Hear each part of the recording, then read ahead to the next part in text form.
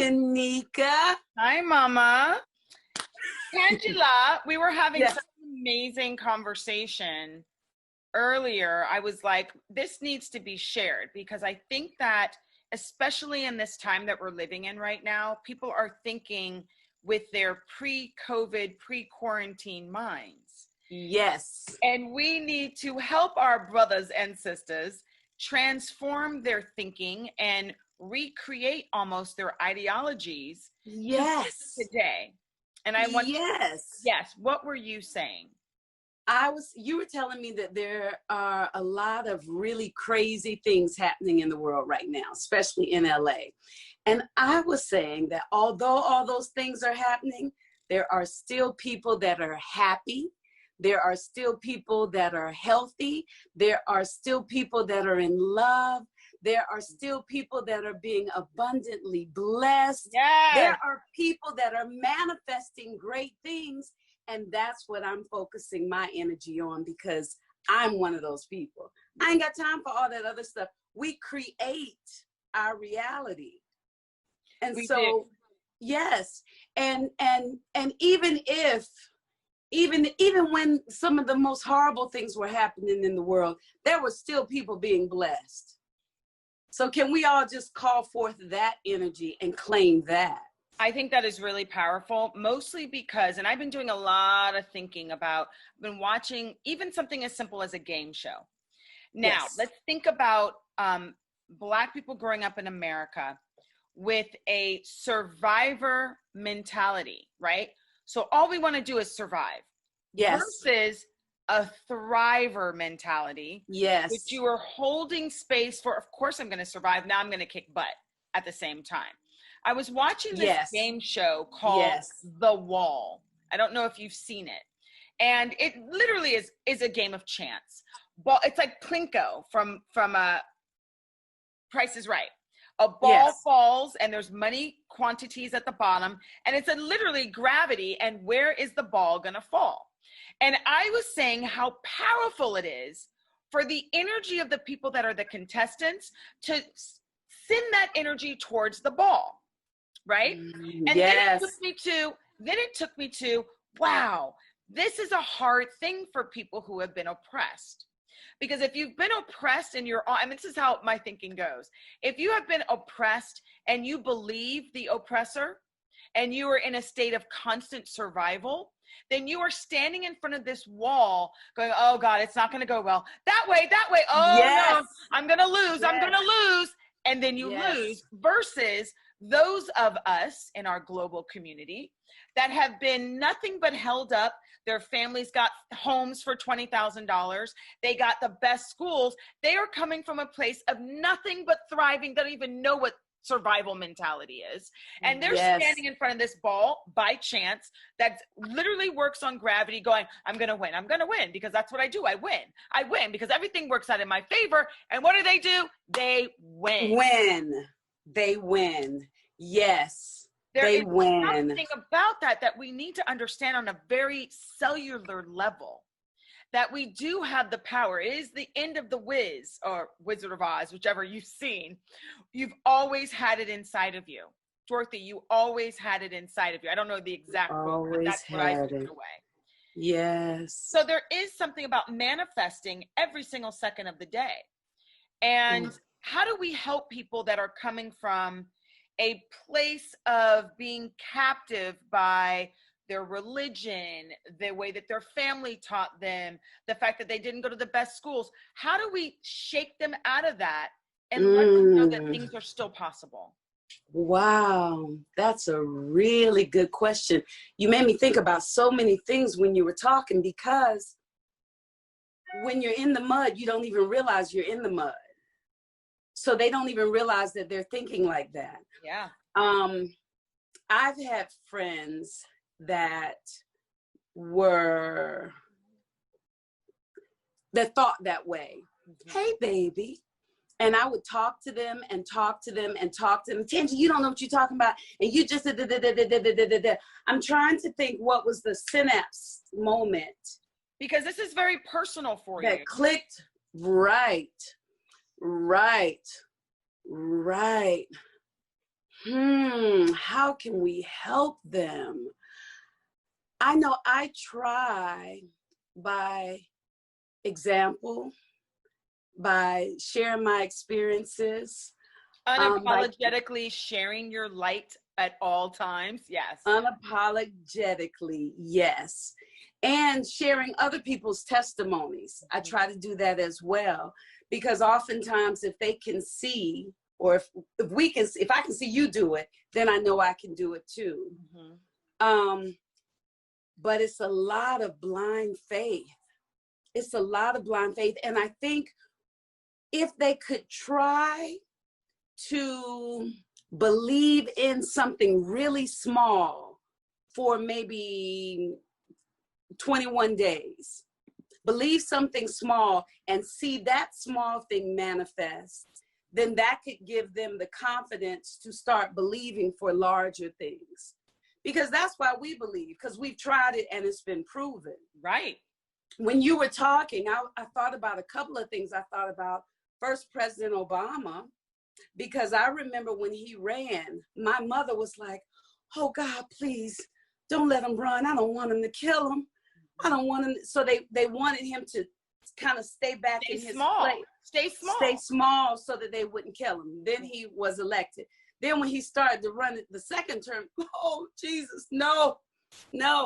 And then he showed us that with faith, these things can happen. And then they still held him back. And I also thought about, after I had my babies, when I had Rock and Stone, I kind of stepped away from the industry for a while. And when I came, it's a kind of a requirement. We all do that. It's like, there's no way around it, right? There's no way around it. No way. And breastfeeding, it was 5 years between the two of them, and they never had a bottle. So yeah.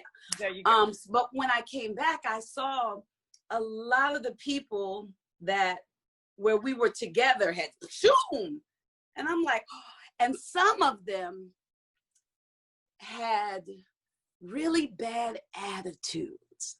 Right. And I thought, I'm thinking, because I got kids to take care of. So I'm like, how come all these people with the attitudes have shot up? It was like maybe rude, like when the camera people, when they were ready for them, they said, I'm not coming, my makeup is getting, they were just rude. Let me tell you, I have seen it so many times, and I have had the same question. Why does the most obnoxious, the most complicated, the most inconsiderate people seem to? And you know what I figured out? It's not because they're obnoxious or inconsiderate. It's because they believe in themselves. And that belief makes them obnoxious. It doesn't have to, right? But it did in their situation. But they also believe, I am deserving. This is mine. I am worthy. I should be here. You should treat, they put forth that energy. Yeah. The ball is going to fall on the right circle. Mm-hmm. And so it's imperative that all of us incorporate that into our lives, that we are deserving, not because I was reared Christian, and we're humble,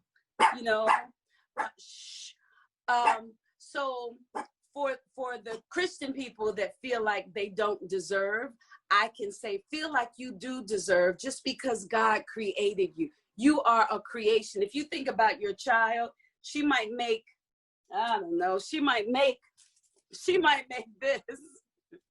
What is that? It's a little toy for my dog. Oh, a little doggy treat?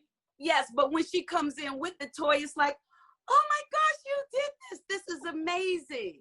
If we'll do that for a child, what more should we be doing for the body that God created? Yeah. Or that all that is created, whatever it is that you choose to call him, her, it, them, they. You know what I'm saying? Mm-hmm. So I think maybe that would help.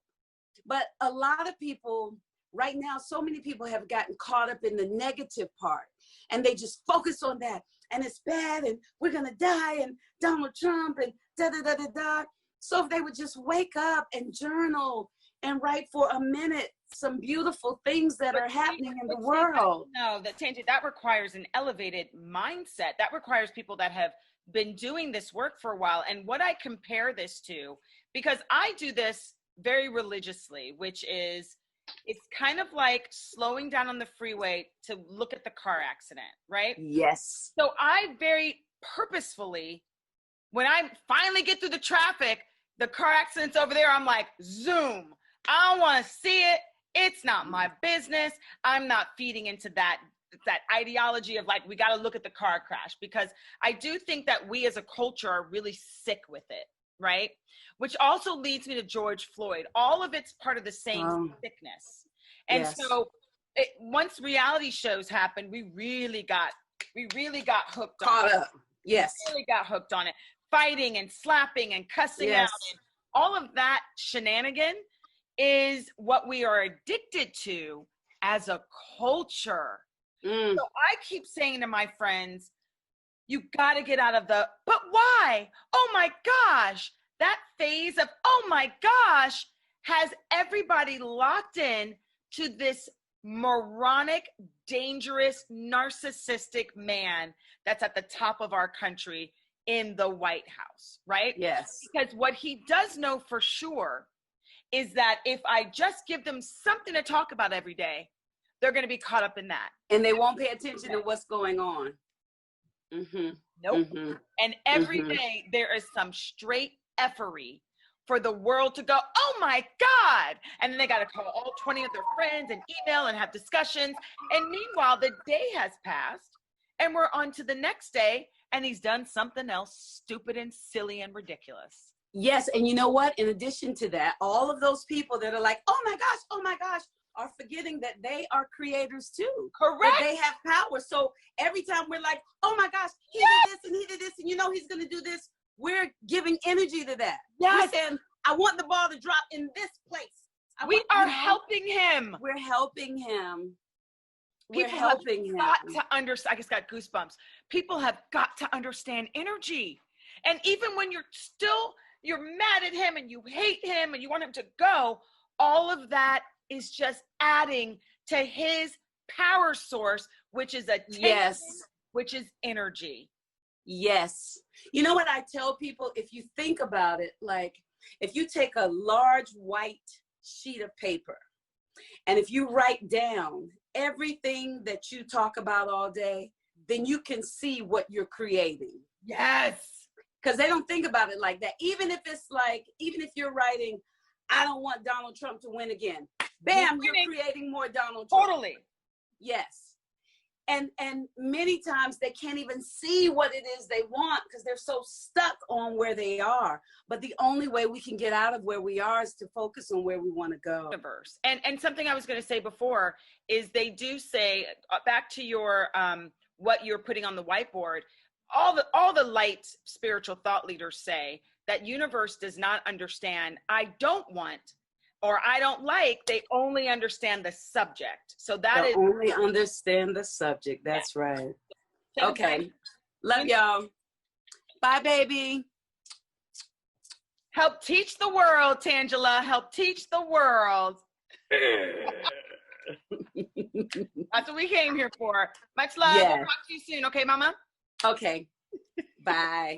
Bye.